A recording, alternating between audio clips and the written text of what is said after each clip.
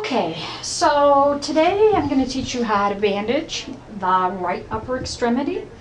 I already have my supplies all laid out for me. In fact, I line the bandages up smallest to largest so I know which order I'm going to put them in. I've already cut a stockinette for her.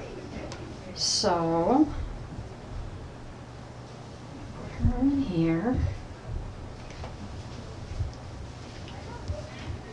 And then we're actually going to pull her hand out of this to begin with. Okay, so this is my finger bandage.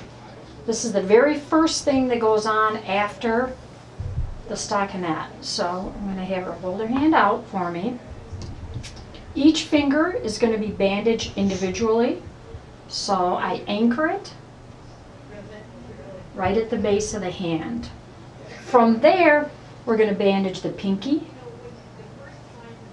the end of the finger, and then the base of the finger.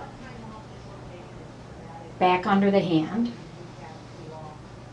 Before you bandage each finger, you got to go back under the hand. So the end, and then the base of the finger. And I'm going to add that there isn't much tension put on this finger bandage, just mild tension. The longer fingers I may go 3 times around, and the middle, and then the base of the finger, back down and underneath the hand, and then the first finger. Depending on the amount of finger swelling, I may put more bandage at the fingers, I may put less at the fingers, just depends on the severity of swelling. The thumb, around the end of the thumb, the base, and I have a little bit of this left over and I just loosely will go around the hand, tuck that in. We don't tape it, we tuck it. Once the hand is done, and bring the stockinette down. The next item that we use is a rolled foam. I've got this already cut out for her thumb. So this goes right over her thumb.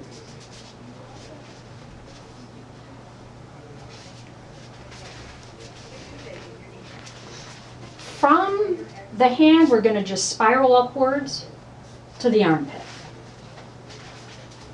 Just enough tension on the rolled foam that we don't have gapping, but we don't need a lot of tension on the rolled foam. Try to keep the amount of overlap consistent all the way up.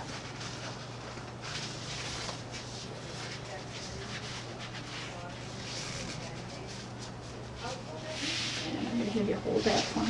Great.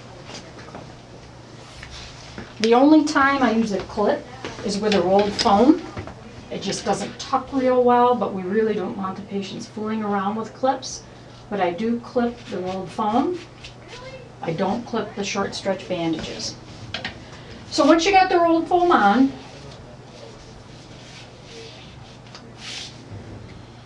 fold the top down, pull the hand back.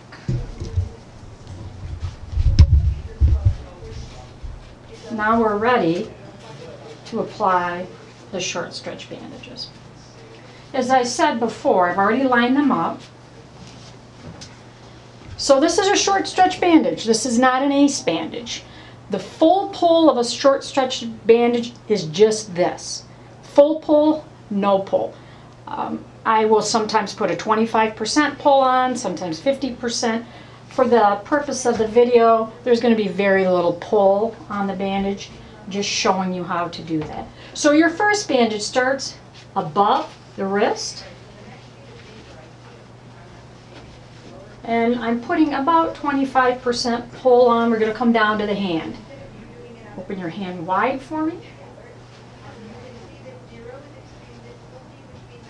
So we're going to go underneath the hand. I fold this back in the thumb space.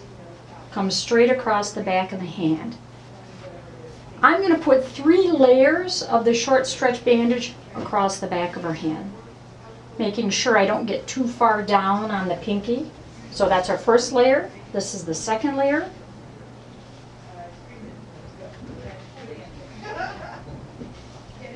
The most common mistake is to put this on too tight. The layering increases compression without you having to tighten the bandage down. So that's my third layer. 3 layers. I got a little bit of this bandage left over.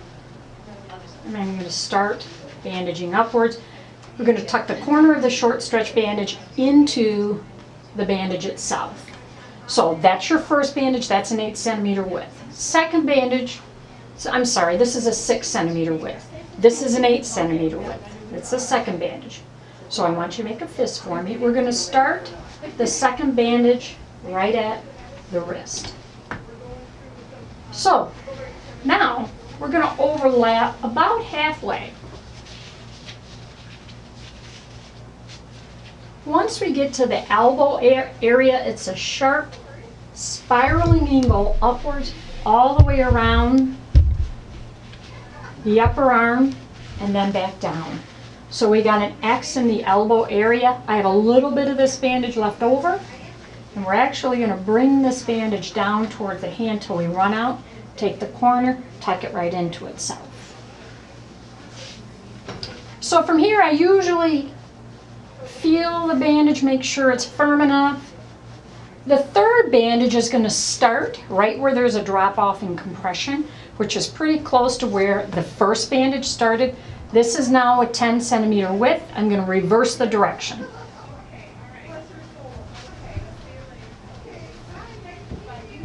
So from here, we're going to bandage right up to the axilla.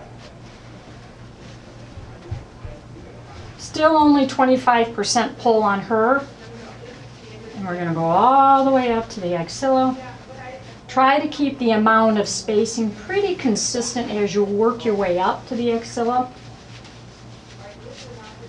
You want to get close to the top. If you don't get all the way to the top, that's fine. Pretty much will with her.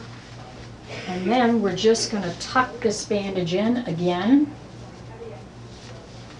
and it will stay. From here, I usually go back and I check it to make sure that it's firm. It should be a little firmer distally and a little less firm up here. Got more layering here. Last bandage is going to start at the wrist and it's going to end up here. Make a fist for it. There you go.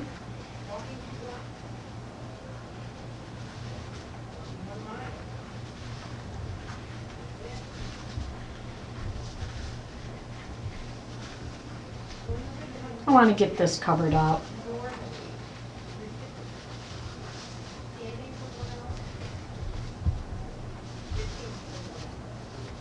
Okay, I'm going to have you hold that for me.